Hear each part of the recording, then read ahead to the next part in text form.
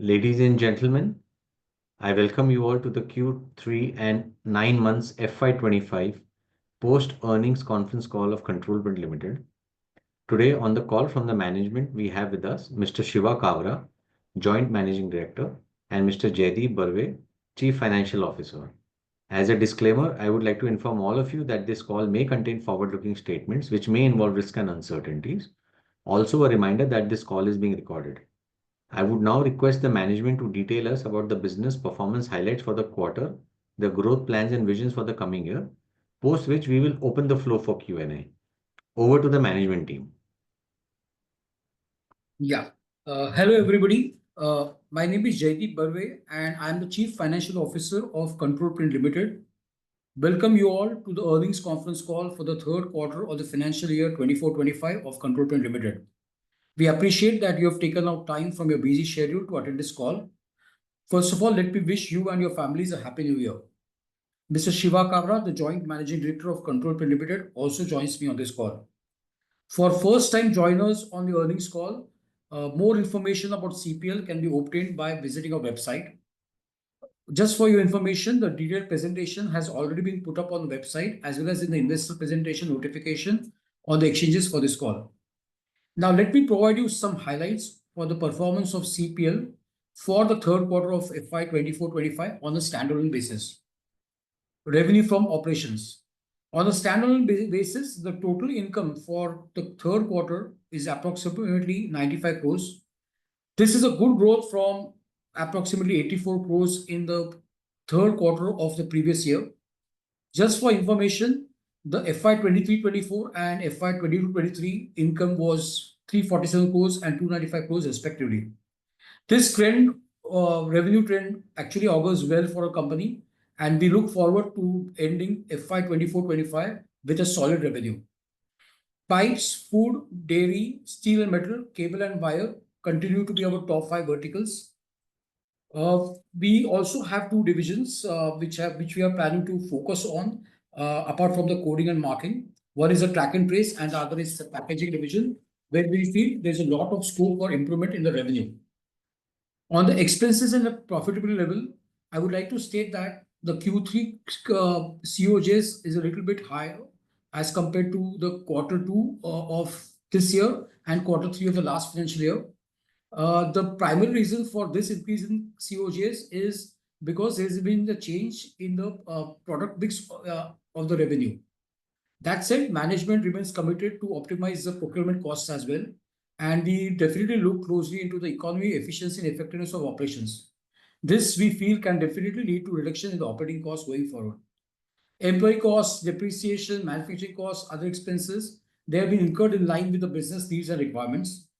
The EBITDA and the PAT growth was at negative 1.86% and positive 5.19% on a year-on-year basis. For us, the way forward, we believe, is increased revenue expected in the packaging business, both in India and overseas, better penetration in the track and trace segment with strong orders in the pipeline. Our overseas subsidiaries will continue to be monitored by us with focused growth targets. For coding and marking, which is the main revenue for us, the change sales strategy to focus on bigger and key accounts will definitely result in both the jump in the revenue as well as ensuring a good quality of revenue. Our installed base will be increased and we'll focus on increasing our larger market share. With now, the floor is open for questions. Thank you, Jaideep.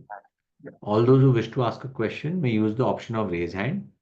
In case you're unable to raise hand, you may put a question in the chat box and we'll call you to ask a question.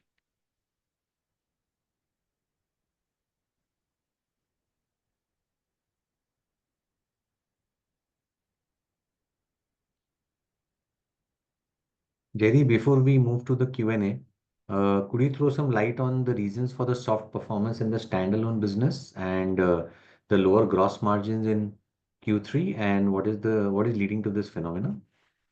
I wouldn't call this actually a soft performance because the revenue continues to be robust and we've got a good pipeline of orders. In fact, the Q4 we will be ending on a strong revenue performance on a standalone basis. There has been a bit of increase in the cost of goods sold as well as the SG expenses.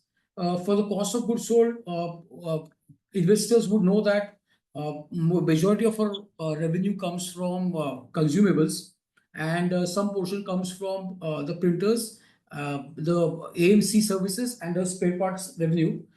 We have got a change in the product mix, so more number of printers have been sold in the current quarter. Since the cost of goods sold for the printers is higher, we find a reduction in the overall gross profit for the coding and marking division. When it comes to the increase in the overheads, which is basically the general administration overheads, there has been some increase in the traveling expenses for sure. We've been trying to, like also put up our in exhibitions in India as well as overseas. So there is a increase in the number of exhibitions as well, and we there's some bit of rise in expense as because the Q3 has got lots of festivals. So, like in line with the Diwali or Christmas or New Year, the sales and promotion activities were increased in this quarter.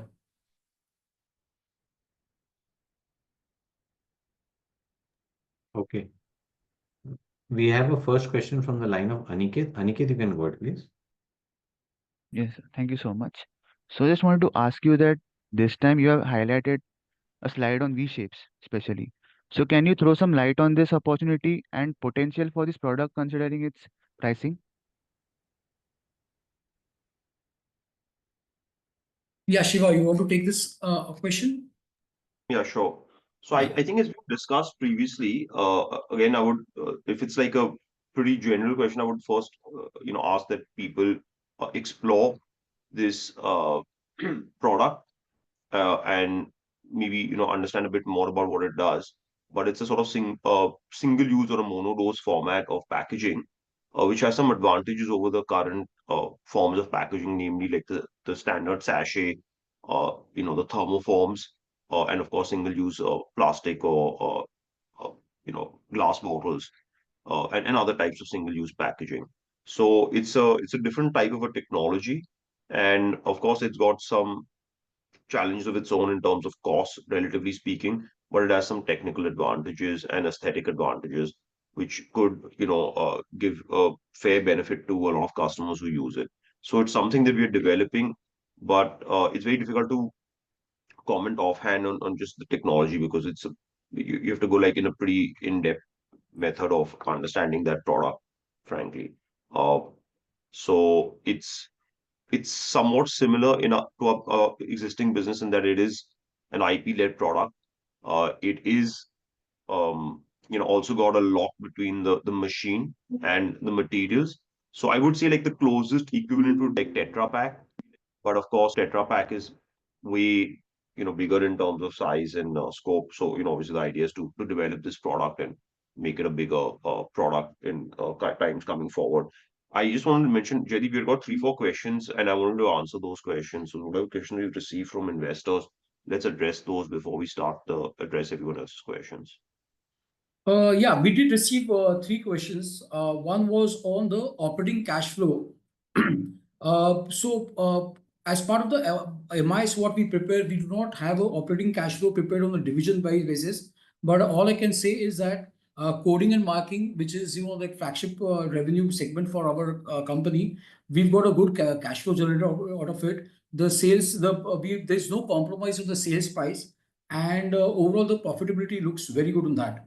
Another question was asked about the employee costs to us. So we would like to say that we are also in an expansion mode, and there will be obviously some kind of a increase in the salaries and also the bonuses amount or incentive amounts paid out. So we would expect a increase in the personal costs going forward as well. And one more question which was asked to us was on the margins or like the cost of goods sold, which I've already answered previously. Okay, okay. So just another question that what is the capacity to manufacture the machinery for the products in India and what the scale-up plan about it? Which machine are you talking about specifically? Uh, V-shapes, okay. V-shapes, as I Yeah, asked so previous one. for the V-shapes, we're going to make the materials in India. That's the idea. but the machines are still being made in Italy. My rough guesstimate is that Italy could make about 40 machines before they need some sort of expansion in space. At that point of time, we start shifting some part of the manufacturing to India, but not before. So right now we are far from selling 40 machines a year. So we'll just scale up the sales first, then we'll deal with these other issues, surely. But yeah, that's one of the things. And the material capacity is something that we're going to be looking at in India. We're actively working on that, but it's still in the discussion stage. Still like more of a lab development type of stage. Okay, Thank all you. right. So that's it from my side. Thank you so much. Thank you. I'll request all participants to limit the initial round to two questions. We'll take the next question from Deven Kulkarni. Deven, you can go ahead, please. Yeah. Hi, Jaideep. Can you share the category-wise mix for Q3 sales mix? Yeah, they will definitely. For the Q3, as you're aware, we've got revenues into four segments. One is printers, consumables, the spares, and the service. So the breakup for Q3 is 16%, 61%, 7%, and 15% for printers, consumables, spares, and services. And if you would like to have a comparative between Okay. the quarter two, it was 13%, 64%, 7%, and 15%. Okay. So it seems like our consumable revenue growth has dropped sharply. It used to be around 15-16% till Q2. Uh, if I take 61% as the consumable mix, the revenue growth for consumables would be hardly 10 odd percent. Is that right? The revenue growth, you mean to say? Yeah, the revenue growth only for the consumables part, not for the printers. Yeah, it would be about 15%. Yeah. For the consumables. Yeah, yeah. Okay, so can you share the same category mix for Q3 of FY24, that is Uh, last year? Q3 of FY24, I'll have to work and get back to you, Devin, on that. Okay, But I but can you are share. saying that I have in the the I can give you the previous year's breakup, which was about 16%, 61%, 8%, 15%. okay, okay, So but I'll tell you the broad. product, in fact, in the consumables and the printers also, each of the product Hmm. also has got a different type of costing attached and the revenue attached. So, this actually is a very complex question because some of the inks are high price, some of the inks are not high price, some of the printers are high price, others are not. So the way the product mix changes, it has an impact on that. Okay, so other way to put this question is, our But total overall, revenue we've growth not is changed all the around 12%. Uh, and you are saying that consumables revenue has grown at 15%. So ideally, in that scenario, our gross margins should have expanded year on year, but they have contracted by 4%. So that's where I'm not able to, connect the two. So there's been sharp increase in the number of printers sold. I mean, the delta is about, it's about 81 odd printers on a net basis. Yeah, that actually explains the mathematics. Okay. No, but if overall revenue growth is 12 and consumables has grown at 15%, then other categories, which is largely printers, would have grown at a slower rate, right? No, printers, like what is happening is, Devin, is that the printers, if you have an increase in the volume of printers sold, obviously, like the cost of goods sold obviously is going to be higher. Uh, and that is why the gross margins become lower. So from the last quarter, we have actually, for the printers, it was about 13%. Now it is about 16%. Okay. Okay. if I may say something, I think the more Yeah. important is fundamentally there's no change in our selling prices or our cost prices.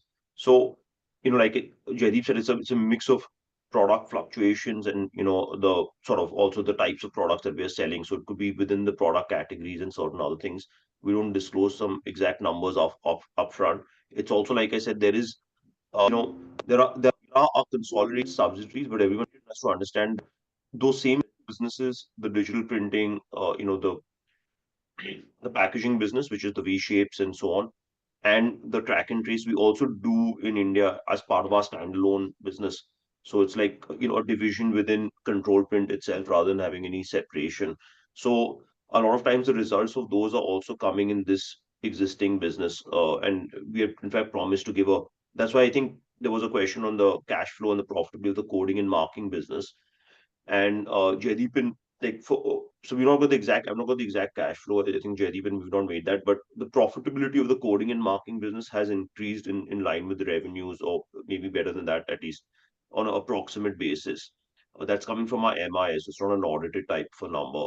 So the difference is that the additional costs are coming from certain other parts of the business, so to say. So just to give a brief overview of what's happening, I think we've discussed this in the past. I don't know how many people are new, but we've taken some new business initiatives and new divisions that we've created. And so both on the standalone basis and on a consolidated basis, that's where we're seeing the differences coming from. But like I said, for me, as a what we track is the selling prices and the manufacturing costs and those margins. Of course, the SG&A is not really tracked that closely by me, but there's no real fundamental change in the selling prices or the manufacturing costs. Okay, okay, understood. Thank you. Again, I want to say these are for mature products. There are some products we sell in lower volumes because we're developing them. A lot of times we even might sell them at a loss because there's a lot of one-off costs associated with them. So just so that everyone's aware. We'll take the next question from Saket Kapoor. Saket, you can go ahead, please.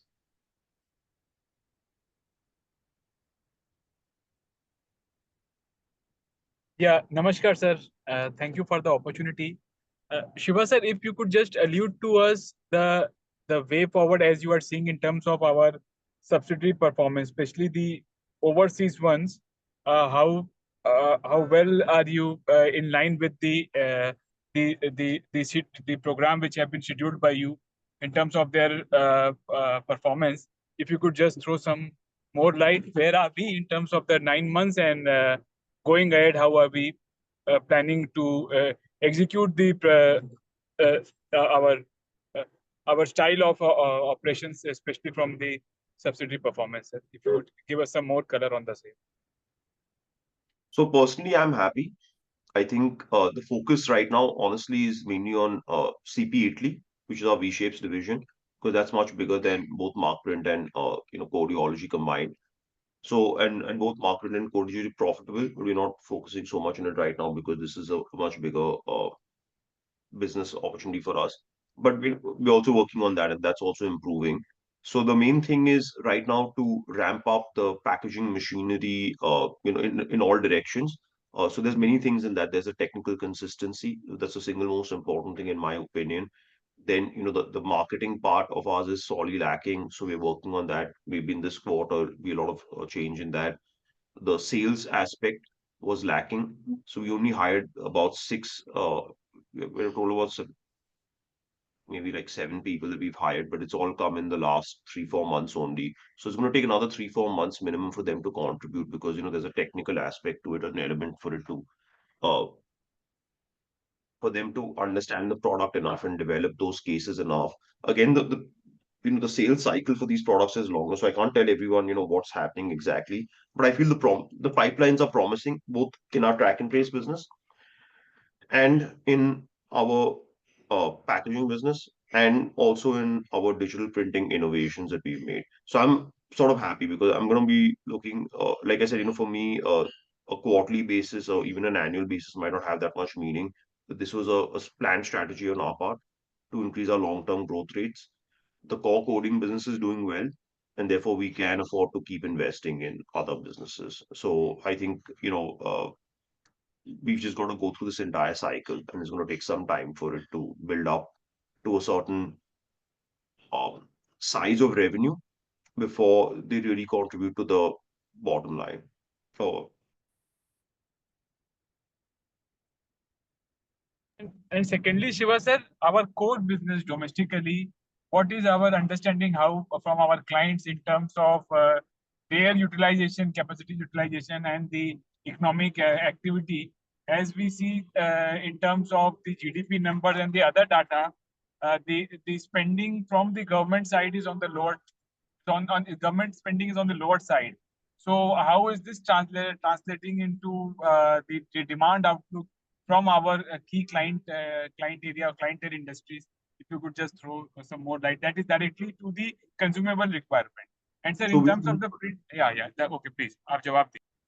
हाँ, so we are doing well in our domestic coding and marking business. I'm talking about the coding and marking. I'm not talking about all the other parts of the business because, like I said, those are more in investment phase.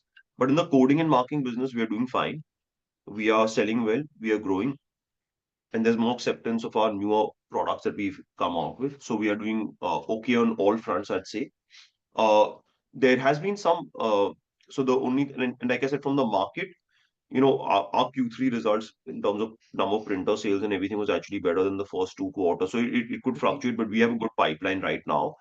The main fluctuations are there on our side, mainly because, we had changed our sales strategy. I don't know how many of you are aware. I said we were focusing more on larger customers only who have a certain size of business. Uh, I don't know. I think we've mentioned this in the previous con calls. Uh, so that just took some time for it to implement. Now also it's not, I'll say 100% implement, but maybe there's a 60-70% acceptance of what's happening. Because saying something and the sales team believing in it and accepting it is a very different thing. That's my own experience. So even if whatever I say, it might not matter. So it's the pipeline, the domestic coding and marking pipeline is fair, and we expect it to be steady, not spectacular, but it's doing well. Then, and I see, I don't know how the GDP and the economy and all is doing, but we don't have any excuses because the market is big. In the end, in between the four of us, we're only 21% market share. And from an overall market perspective, maybe we're 17% or 18%. And like maybe the market will be like 2100, 2200 crores, and we'll be like maybe ending at 400 this year. So I don't know, someone back calculates that's like about 18% or something. So we still have scope to grow, even in terms of market share. Although it's a slow, difficult growth, as we all know in this type of business, but it's possible. So last point you mentioned about shift in the strategy part, addressing clients with higher market share, higher volume of business. If you could just explain, sir, and what have been the impact on our sales and therefore the bottom line. Just if you could just elaborate more on the same. No, so I think it's obviously the idea is to target the larger customers because in India, the large customers still control a high percentage of the addressable market because they still have control of access to the kiranas, to the smaller stores, and even to the modern trade where they have a lot more stores. I think so because those brands are well known. So we are working more on those companies because our service levels, our printer quality, everything is geared more towards the customer who has a high who's demanding. So the more demanding the customer is, the better it is for us, and that improves our competitive edge. uh, so that's where the strategies had a shift, and it's working successfully for us now is what I feel. So I think even in the first few months it took some time for everything to settle in. But now it's beginning to pick up. Like I said, things are getting more streamlined. And like I said, there is an effect because bigger customers have, or mid to big size customers just have a longer sales cycle. So, it's taking us more time to conclude a sale.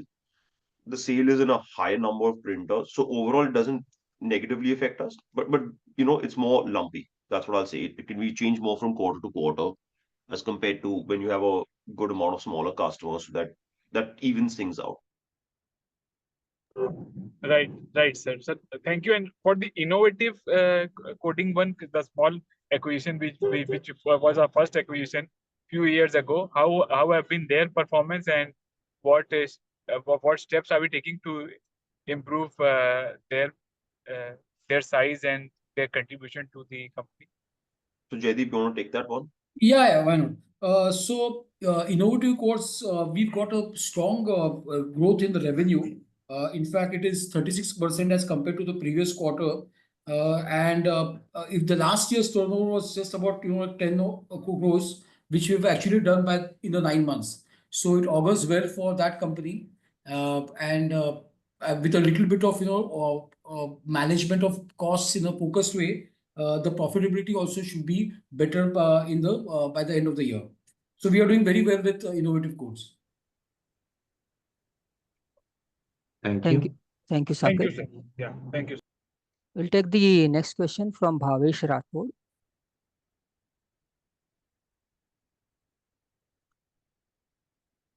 Yes, I'm audible. Yes, you are. Yes, Bhavesh this side. Good afternoon, everyone. So, company has recently incorporated a wholly owned subsidiary in UAE.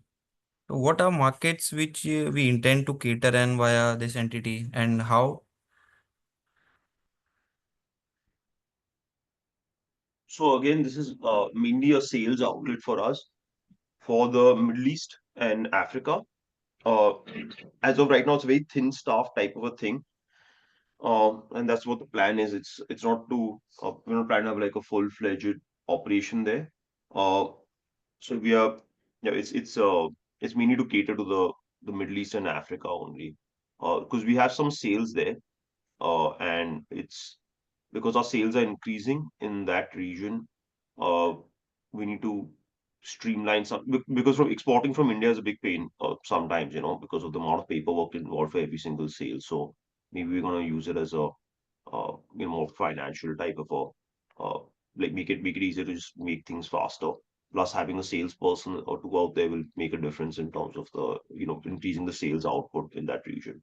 So it's just for an extension of our think of it as an extra branch of ours rather than a real subsidiary of sorts. Okay, so it's basically a demand-based supply, I guess, right, sir? Yes, yes. Okay. And so, are we going to have all exclusive contracts as well, or only will be inclusive? I don't understand that at all. I didn't understand that question. Can you just explain that, please? So, are we going to have exclusive contracts from them, or is it a normal contract? No, it's It's the same as only we just sell we sell printers, they buy inks, everything is there. Exactly the same as the India business. Price points are higher, costs are higher, so it all evens out in the end. And from there also we plan to support the Africa business, and we have some printers and some sales in Africa. So yeah, it- I think it's just easier to get shipments and other types of things done because the amount of paperwork out here is like 10 times more. That's all. Okay, okay, sir. And the consolidated top line quarter-on-quarter basis seems to be mostly flat. So, however, the 9 months position shows a growth of around 17 to 18%. So, what shall be expected top line for FY24, sir?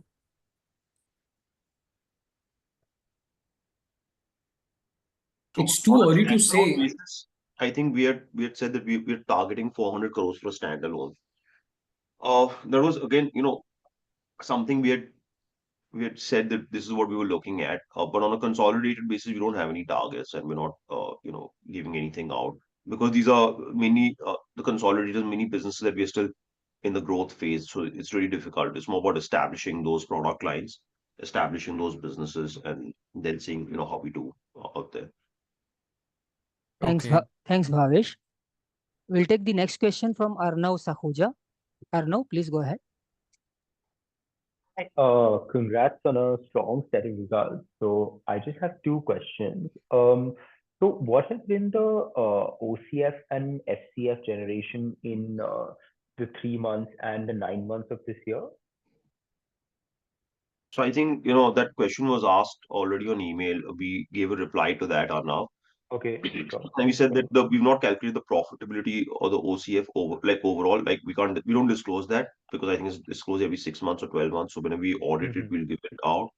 But we did say that the profitability of the coding and marking business, because that question was asked, is Yeah, higher uh, than I mean, or it's increased in line with the revenue of the coding and marking business or higher. And we yeah. expect that the operating cash flow of that business would have also increased in line. Again, the way our FICO is structured in SAP, it's not that easy to clarify this. So, someone will have to do a real deep dive. So again, I won't Hmm. like to give those types of numbers. But the way our MIS is structured, again, I'm saying it depends on the type of reporting that we have. Yeah. Coding and marking businesses improved in both revenue and profitability, and it's been in line in spite of some higher costs, which Jaideep has, told specifically in travel and other types of expenses for some Yeah. reason. We have to go into that in depth because we also don't know why those costs have suddenly like spiked up so much in this year. So it's a concern for us also.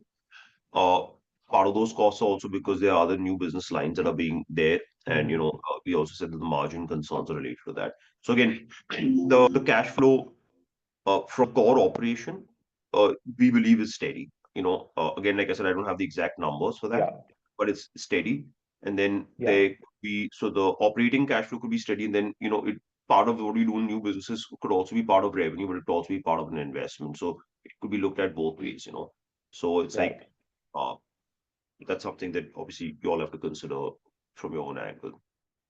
So just following up a bit about the subsidies that you were mentioning. So we saw pretty good revenue momentum in these subsidies, but is there any timeline during which we can expect the employee costs and other expenses to just settle down a bit for these subsidies?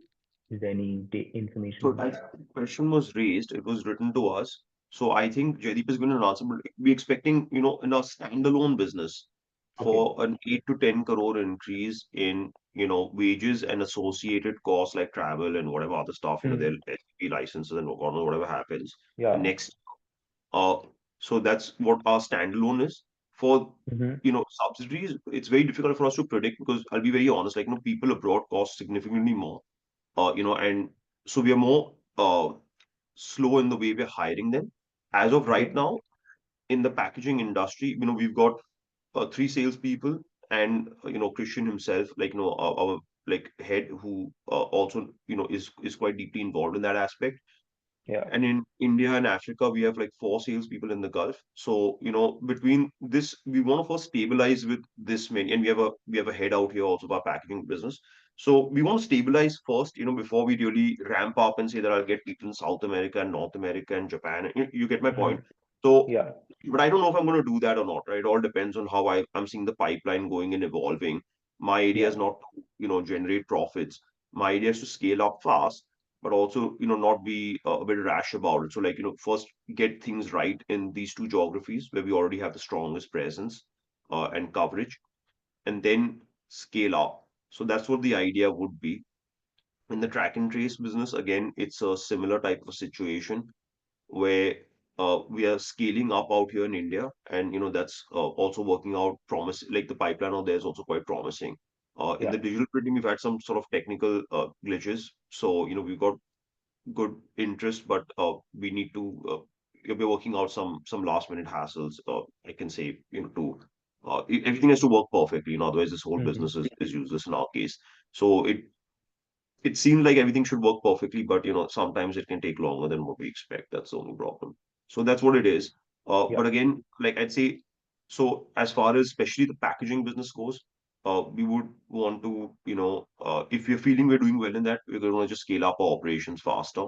And there's no obligation for us to make money, is to grow that business as fast as possible so we can maximize the opportunity. But right now, till we don't see like a good visibility within Europe and Mm-hmm. India, Gulf, Africa, which is the area we're covering pretty well, South Asia.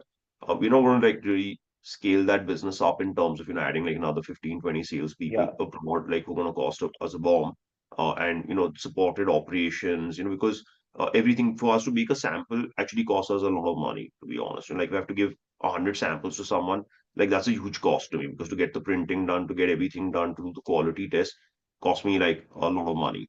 So like I said, we want to make sure that we've got everything correct here before we say that we are ready to really you know uh, take this out, and we focus more on our core geographies there. So Fair enough. in Yeah. Yes, an 8 to Arnav. 10 crore cost increasing including the coding and marking business. Mm. That's what we're expecting.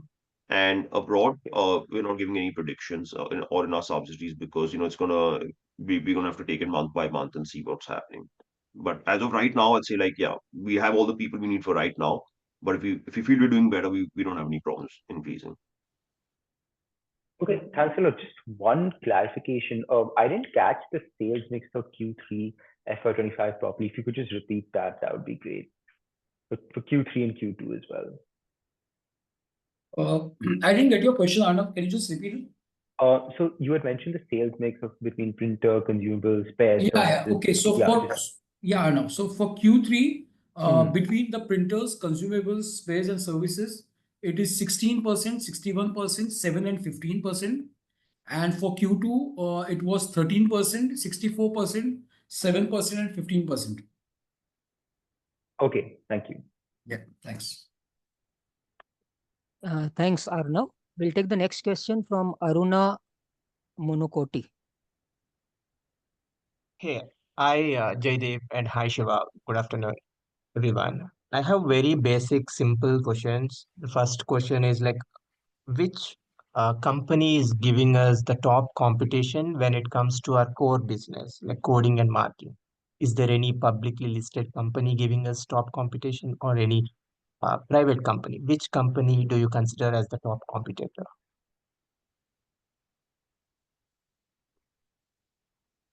You want to answer this, Jaideep? But I think Yeah. it's been all the previous calls, Videojet, but especially Domino is the number one in India. And then Videojet, Markem-Imaje, and Control Print about equal in size. So you can say like we're the four major players. Domino's got about a 30% market share. And we have between the four of us about 80% of the coding and marking business of India.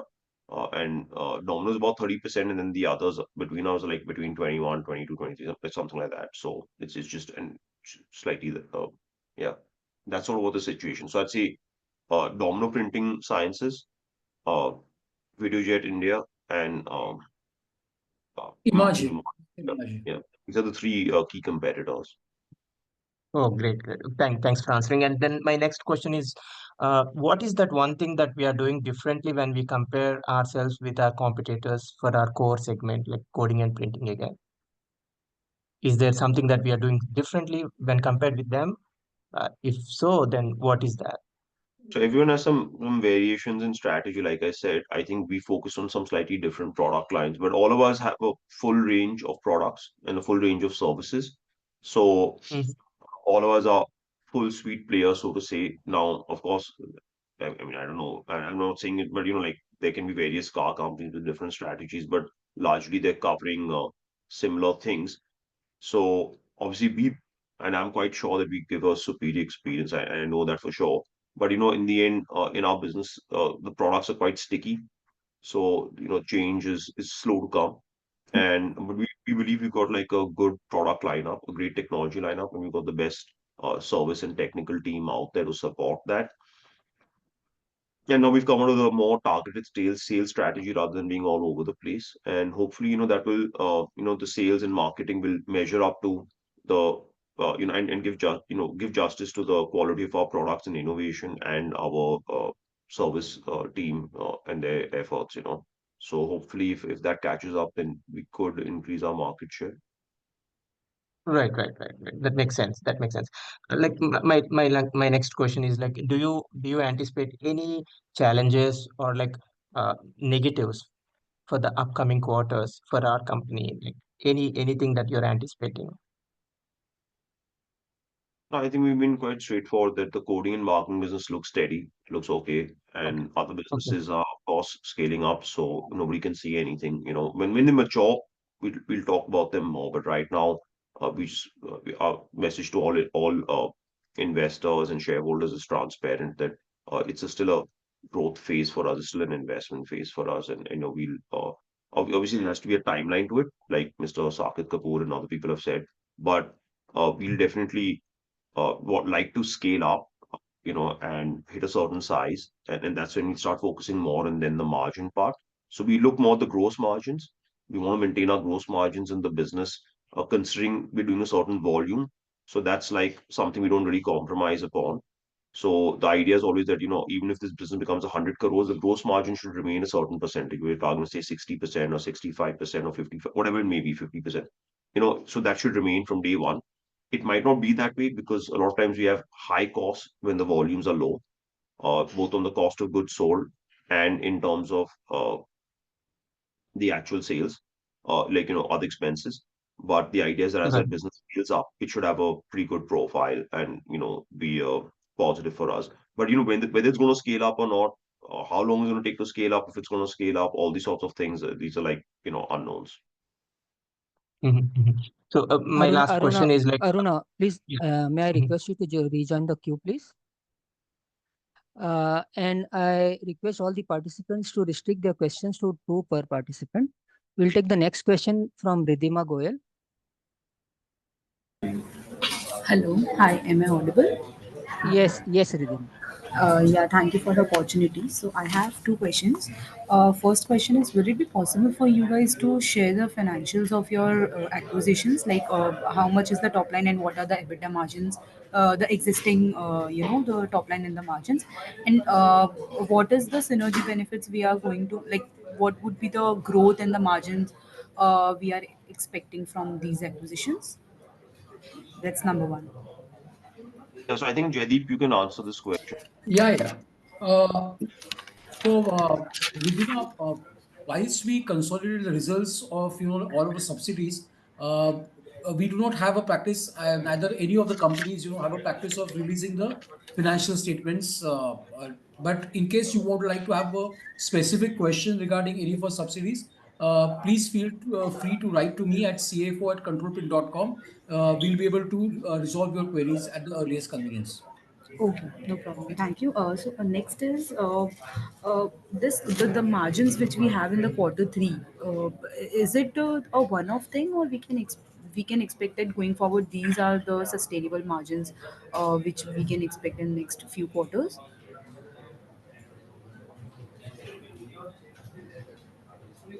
Yeah, as Shiva had said that there has been no compromise as such on the selling prices.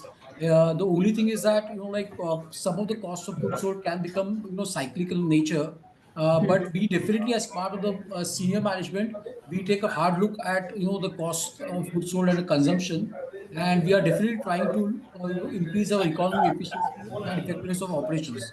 So, there might be, changes, but overall, we feel that, we should be able to control it in a better way.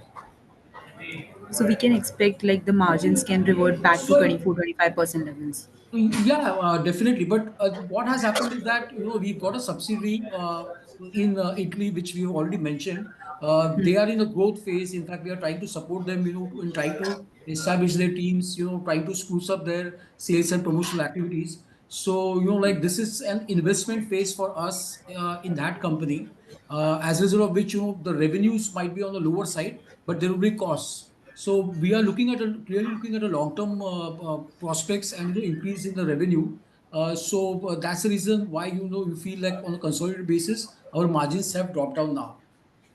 No, that I know that it has dropped down because of those reasons, but I'm asking the future prospects. Like, will it going to be at these levels, like 22%, or it can reach to 24-25% or 26%, which we have in the earlier quarters?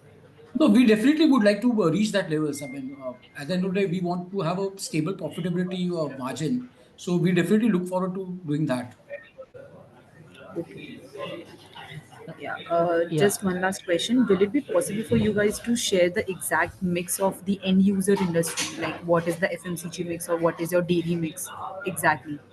Like you shared Uh, top five industries, but what would be the in terms of percentage, like how much the sales See, are being done to those see, terms? Riddhima, as Shiva has pointed out, I mean, we work in an oligopoly where just four of us, dominate about 80% of the market, and we don't divulge sales related information. So that's what I mean. We can't divulge much into that. thank No you. problem. Ridhima, may I request you to rejoin the queue? Yeah. We'll take the next question from Shaurya Punyani. Hi, I'm audible. Yeah, you are. Yeah, sir, regarding that Italy subsidiary, so could you quantify as to what is the revenue potential, some ballpark range? So sure, it's a new type of product, you know. So obviously it could be very high, it could be a flop. Like it's not possible for us to say it. Uh, Okay. so it's obviously beer top. Everyone has high ambitions and hopes when you do something. What's going to happen is a different type of a business, you know. So Okay. Yeah. let's see, you know, whether we are able to uh, move along as we are. You know, I think someone asked this question. I don't remember earlier, and I pointed out that we are also rolling out in stages because A, we don't have the capacity to you know, have the management bandwidth for every single thing. You know, I think it might have been Arnav, if I remember right his name. And I said that, you know, we don't have the Mm. management bandwidth for every single thing. Neither we want to just take on a whole bunch of costs and, you know, go all helter-skelter. Whether we can afford it or not is a separate thing, you know. We want to make it, we want to sort of really put our strategy in properly, you know, perfect everything in these markets and then take it forward. So it's going to take some time to scale up. But you know, so far what I can say is like there's good interest in the product, which is to me the single most important thing. You know, it's an innovation. We have to understand that people are already invested in the existing technology. You know, and to change a platform is not easy, especially when it costs more, which is another problem on a per unit basis. But there is interest. So it, you know, but interest versus sales, you know, versus profits, and you know, these are like different things what I've seen in life in the past. So I won't see anything. Let's just keep rolling it along, and you know, maybe by the end of the next financial year, we'll have a better idea of where we really stand. You know, so like about 15 Oh, minutes from months from now is probably where we'll understand. So 29th March is when we actually took over V Shapes. And in the first mm. 6 months, it's been getting things in order. And I'll say like literally maybe from October, November, we've been doing real work in terms of sales and other types of things. You know, that's what my own feeling is. There were like many gaping holes because we bought it from liquidation. And just to get things streamlined has taken us time both in India and in Italy and wherever else we have our operations. Okay, sir. And so is it possible to give a segment-wise margin? Like Are you talking about the coding and marking business, which I mean, so that I understand, our the margins are the coding same. market? Okay. Our selling prices are the same irrespective of which industry we sell in. So, and our cost. So roughly our margins, whether we sell in the coding and marking business, we still do about 60 to 70, 65% industrial, 35 to 40% packaging. But the margins are the Mm. same across board. In fact, the industrial Oh. might be a bit higher Mm. because we do more specialized inks and more, you know, more weird requirements, so to say. Like, I mean, I don't know, more more specializations, more customizations, more interfacing, more everything, like less plain vanilla stuff, where our margins are just a touch lower, you know. So the more specialty inks, the more weird things we do, the you know, we normally charge a little bit extra. Okay, sir. Thank you. Thanks, Shaurya. We'll take the next question from Tushar Talwar. Am I audible? Yes, Tushar. Yeah. Thank you. So I have two main questions, slightly detailed ones. So my first question is that on sales strategy, you have mentioned that in the last 1 year or so we have revamped our sales strategy. So one second, if you can just redo this, Tushar, because I think you're getting some sort of a humming sound that's coming. If you can just check your mic 1 second and redo this, or there's a humming sound coming. I don't know. Is it better now? Yeah, Tushar, it is better now. Okay. So on the sales strategy, I wanted to ask that you have mentioned that we have revamped our sales strategy in the last year or so. My specific question is that are we vacating the lower end of the market? And I'm asking this specifically because, in the last year or so, we've seen another listed company in this space called Aztec Fluids. And, it seems to me when I read the con calls of both the companies, it seems like Control Print is, focusing on the larger clients, the bigger clients. And, there is some space which is being vacated, which is being taken up by these smaller companies. My specific question is, do we think that these younger companies, may eventually start overlapping with our new strategy and change the structure of the oligopolistic market that we participate in? This is my first question. My second question, sir, is on So I codology. request you to hold your second question because I'll answer your first question first, otherwise I'll forget your first question by the time the second question comes. So Sure. specifically, yes, that space is being vacated. Yes, you're correct about that. We do have some very good products for that space, but we don't have the bandwidth to service and sell to that many customers without increasing our sales or service force. It would be profitable, but then the management bandwidth would be a question, especially since we're doing new products and new industries. The second thing is these products that we put in are very sticky. And like I said, I don't know if you were there earlier, the more demanding the customer, the higher our competitive advantage, both in the industrial segment and in the standard segment. And not only across compared to smaller companies, I can guarantee that even across Videojet, Domino, Markem, Image, and Control Print, the more difficult, the more challenging the application, the bigger the competitive advantage we have. So far, my experience of 30 years is, I mean, whatever, like I've been in this business, okay, like close to 20 years since 2025. But my experience of that, and from whatever I understand, is that, the four of us have always maintained that 80% market share. The reason being that the cost factor is frankly quite low in terms of, the spend for the customer. And, in the end, those customers have more expensive lines. They have higher costs. So I think that the way people are thinking now, Tushar, is changing. So when I used to work myself, I used to be, I was like one frontline sales and marketing, like, right in the beginning of my career.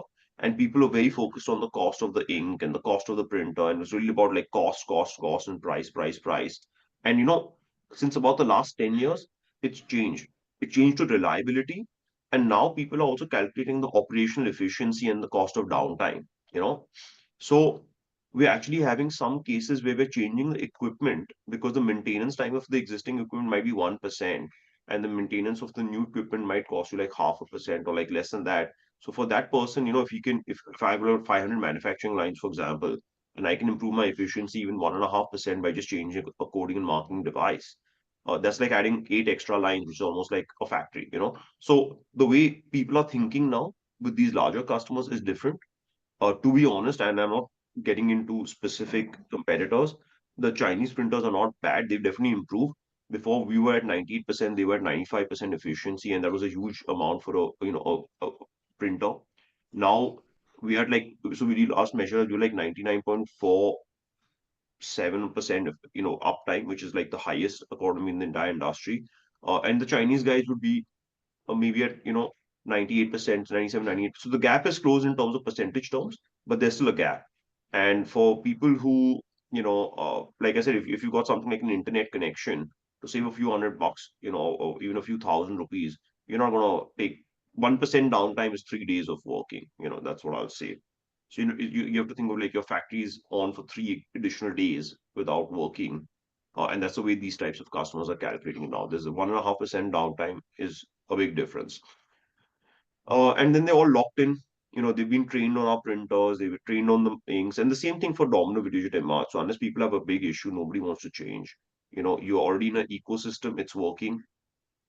And honestly, considering the small cost differences, which again are not validated, people don't want to change, from that. And it's like also the soft aspects of it. So again, because you asked a question, I'm giving a detailed reply. There is, our levels of training, the technical level of our people, the amount we pay people, because that's why that's also one of the things we have to invest in. So, it's just like a difference between going to an Oberoi versus another five-star. The level of training or discipline in that will just give you a different experience.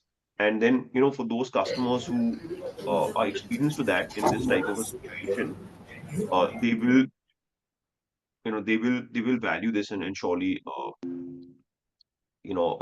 I think that what we've seen is a lot of stickiness. We've not lost that many customers ever, and that too never to smaller competitors. If our types of customers who have issues, whether between the four of us, the last thing they want to do is take risks and go to a smaller person. Understood. Understood, Shiva. Thank you so much. I have more follow-ups on that, but I'll ask them later. I'll ask my I'm just second going question to now. point out one more thing. So what's Yeah, happened abroad?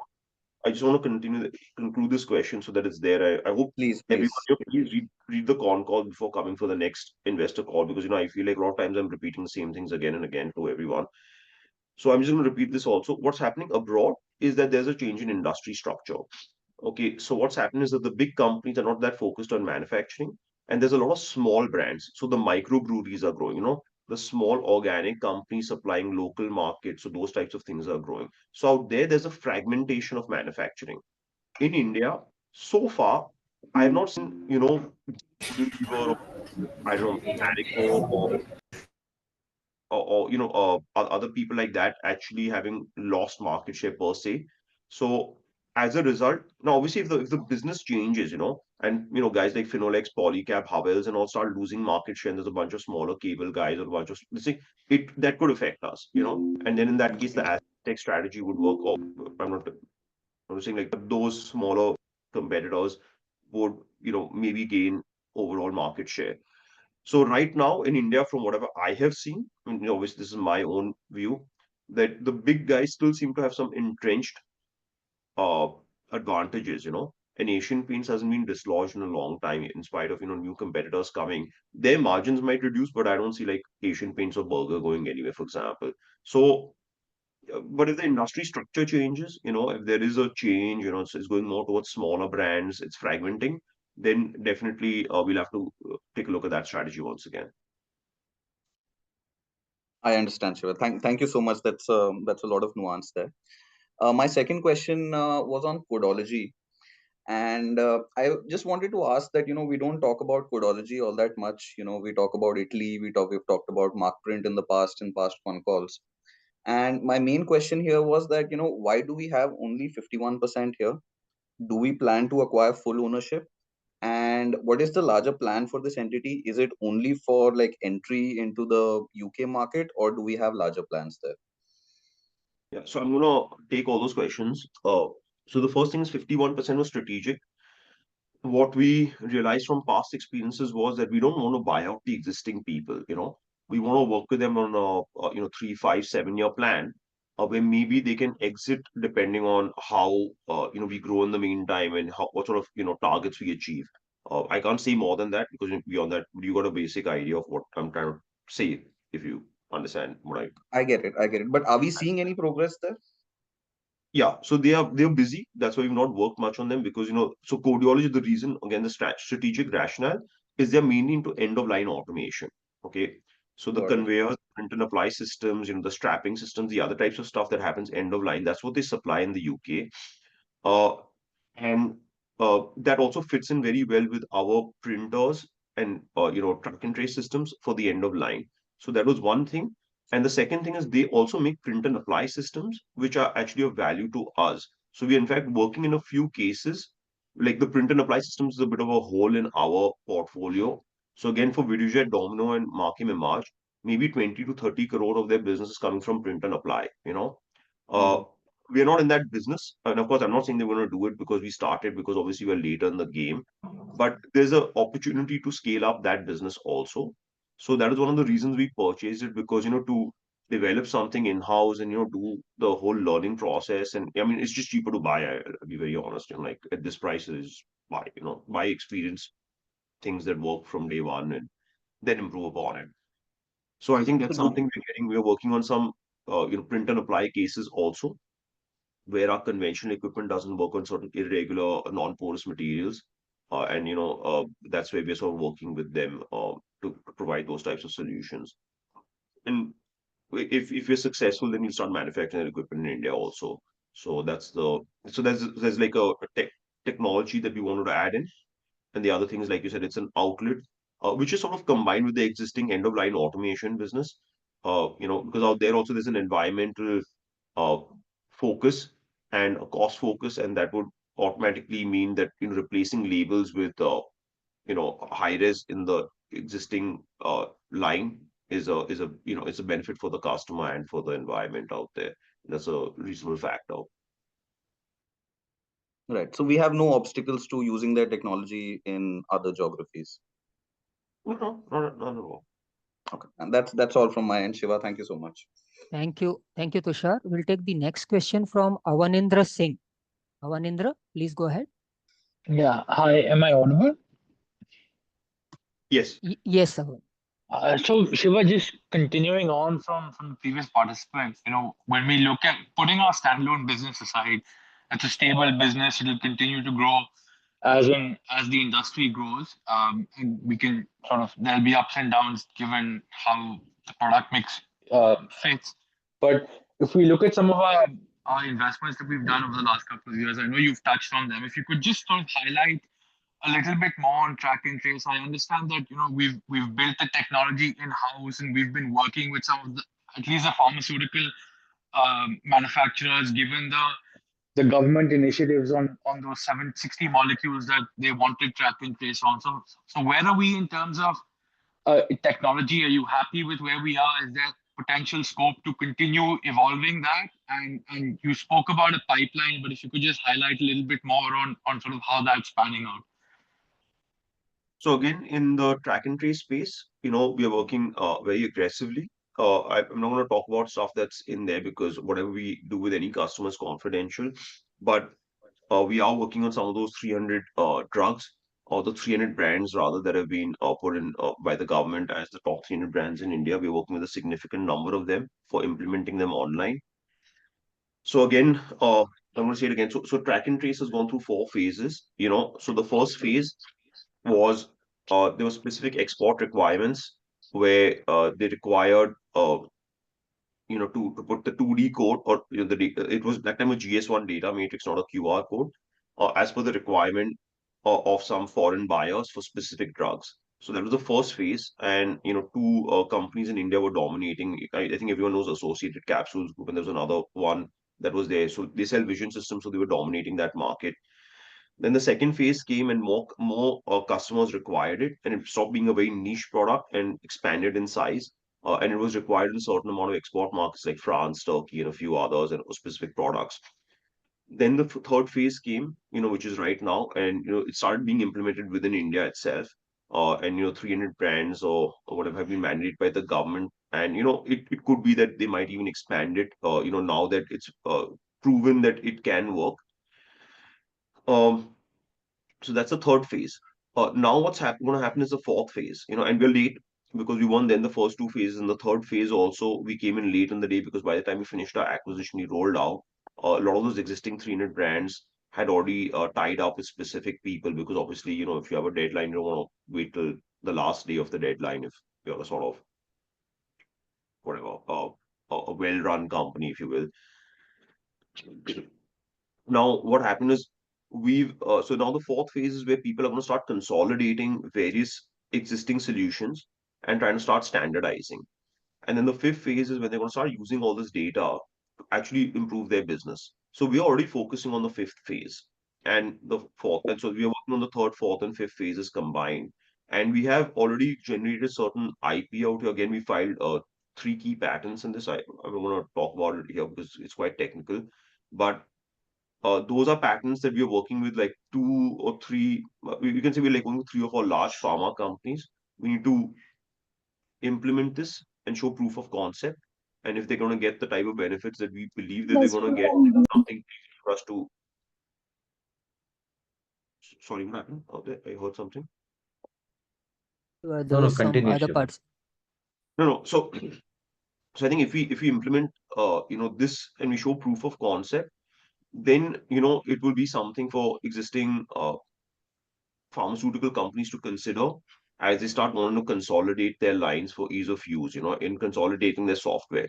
Right now, again, like what I'm saying, the first 3 phases have been pure compliance. The fourth phase, which is consolidating, is also going to be compliance. The fifth phase is actually going to give the customer benefits. So we need to prove that part. We need to prove that we're in stage 5, even as we're implementing stage 3 for customers. So if we don't do that, we're not going to be successful, or we'll be successful because of control print and the distribution and the service and all the other things. But we have a strong tech platform here. So obviously, I know that if and a company like ACG, for example, who's the number one in this business, they're good. I won't say there's nothing incompetent about them at all. It's similar to Domino, Videojet, and Image. So if we don't offer like 40% more, at least in terms of benefit to the customer, 50%, why someone is going to want to change us? So we're confident that we offer more than that, but we need to prove it. And each project out here is, I mean, honestly, this is like quicksand or something. So you just go in and it just becomes deeper and deeper. So that's definitely an issue for us. That's why we're we're we're doing some projects which we've not been able to invoice as yet because there are many requirements, there are many types of automation that are happening. But I think, once we have those types of references out, again, even the pharmaceutical industry, a lot of people know other people. And if, there is a thing that, we have resolved some of their actual business issues with our solution, then I believe that we'll get some sort of pick up maybe in the market. So again, we're not hitting every company because there's a limited amount of installation, bandwidth, and proof of concept that we can do. It's something we need to improve upon. We're going to work on that. That's also going to be part of that cost of that 8-10 crore increase that we talked about. But yeah, something we need to do, and we've got a good solution, and we've got some about 3 patents filed in our around our track and trace division, and we think all of them are going to be very useful in the long term. No, I appreciate that. Just two basic add-ons to this. In terms of solution offerings, is it similar to coding and marking when there are a handful of solution providers, or is it slightly larger in terms of how many players are there offering trace and track in its various formats? And sort of the other add-on is, pharmaceuticals it's a critical need for that industry. But as we move into some of the other industries like FMCG, at what point do you think the cost benefit is there to those players that they want to start implementing track and trace in their systems as well? Yeah, so that's a very good point. So what I'll say is that there's three elements to it. The first aspect is that you know okay, where we were talking about uh, if I'm correct, so okay, this is what it is. For the track and trace business, what's required again is that uh, people are implementing the solution, and like I said, we've got a certain IP or whatever it is. Once we get that done, then we can look at, so what we're doing in other businesses outside of pharmaceuticals is going more for a pre-packaged solution, and that's sort of easy for us to sell to other things because they're not going to pay the same amount of money that the pharmaceutical guys do, and the compliance needs are not there. So they don't need to, they're not being forced to invest in the same level of system. Is that the right? I know the same level of system that the pharmaceutical guys are doing. So I think there's a clear breakup. Obviously, for us, pharmaceutical is the bigger business right now, so that's what we're focused upon. But definitely, as we can scale it up, and if we can approach other with a sort of more pre-packaged solution to other types of industries, there could be a pickup and a take up that we can have. There was one part of the question that I'm missing. If you can just repeat that again. Yeah, Very it was just around how many participants are there in track and trace or the various yeah. solutions. Is it similar to coding and marking, or is it So the two slightly the two larger? biggest ones are no. So there are more players, but we're the only integrated player from end to end. That's our advantage. So we Okay, make the software, understood. we have the vision systems, we have obviously the printing. The printing is, I mean, so that's a very strong integration that we're doing that nobody else can do it at that level. Uh, and of course, we have the entire downward integration and the sort of integration with their ERP systems. So there's multiple things we're doing out here, and that is where we expect that the customers to get a major benefit compared to our competitors. There are more players, but then again, everyone is in a different part of the business, and they're making some sort of software. And what I can say is the amount of sophisticated guys who have a really good software which is integrated well will still be like about four. Understood. Understood. And just sort of Amin, yeah, I just want sorry, one more. sorry, Yeah, sorry, Amanindra, we are running out of time. sure, sure. We'll take the last question of the day from Ashutosh Khaitan. Ashutosh, please go ahead. Yeah, hi. Thanks for taking my question. I just wanted to know the numbers of printers sold in this quarter and the current capacity utilization. So we've sold 762 printers in this quarter. Okay, and the capacity utilization for the quarter? So we are roughly about 60 to 65% of the capacity utilization. Okay, thank you, sir. Thank you. Yeah. Thanks, Ashutosh. I'll hand over this floor to Vinay. Vinay? Yeah. Thanks. Since that was the last question for the day, uh, we have one more request in the chat from Bhavesh Rathore to ask one question. Bhavesh, you can go ahead and ask your last question. Yeah, thank you so much, sir. So my question for regarding was about the industry. So industry, as in we have different segments and different printers. As if now we and other peers as well. How does we create moat? Like everyone outsource from China and assembles here or their specific regions. Yes, definitely service is the main key. But apart from the how control print differentiates from others.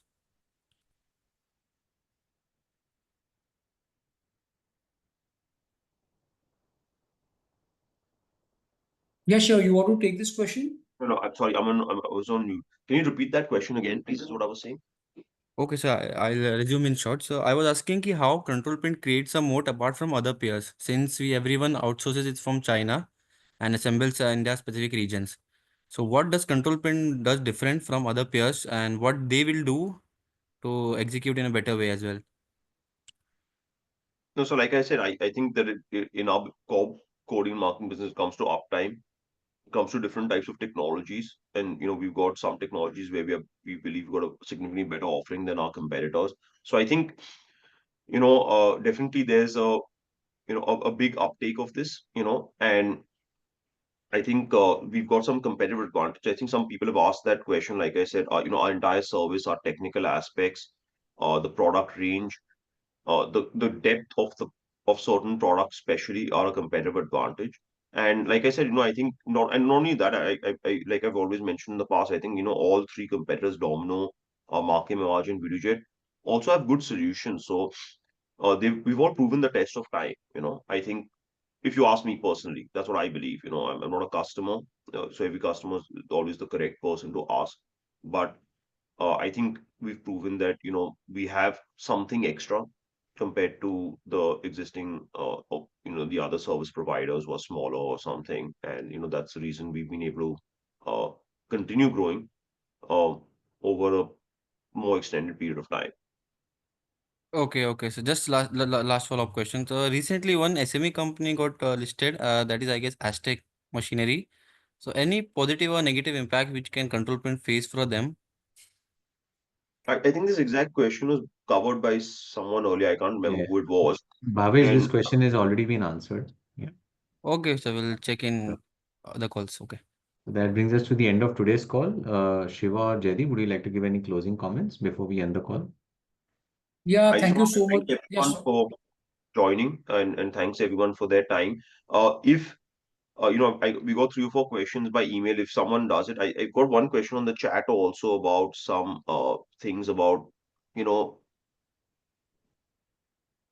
the bankruptcy of V-shapes or other things. So I'm just like again, like I can't answer confident individual questions. I think I hope everyone respects that.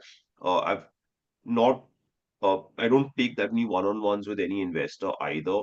So really, I prefer that everyone sends their questions if they have any on advance. We'll definitely try to address them or put them in the presentation itself, or rather than giving privileged access to some people. There are a couple of questions about Christian Buratini and some. So again, if you want, you can just post those questions in general. We'll definitely answer them. If anything is non-confidential, we do not have anything.